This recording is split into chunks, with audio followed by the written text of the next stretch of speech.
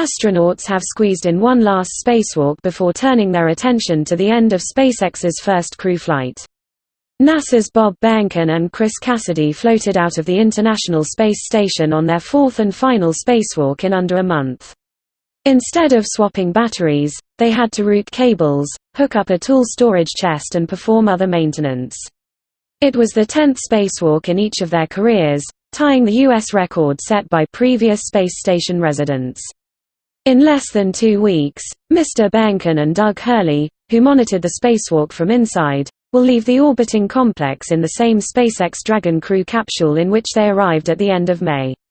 The two-man crew blasted off on a Falcon 9 rocket at 8:22 p.m. on May 30 in the first-ever space mission run by a private company.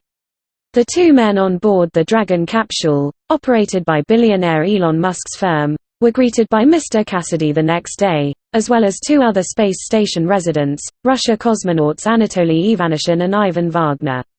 The mission, named Demo 2, marked the first time NASA had launched astronauts from U.S. soil in 9 years.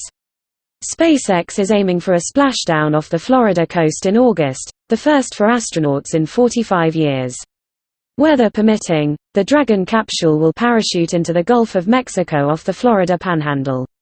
NASA Administrator Jim Bridenstine said once Tuesday's spacewalk is finished, the astronauts are going to be focused like a laser on coming home. He said the SpaceX test flight has gone exceedingly well so far. "And I'm knocking on wood because it is not over until Bob and Doug are home," he said at a Space Foundation panel discussion. The first stage booster used to launch Mr. Behnken and Mr. Hurley on May 30 blasted off for a second time on Monday from Cape Canaveral. It landed on a floating platform in the Atlantic after hoisting a satellite for South Korea's military, to be used again for another flight.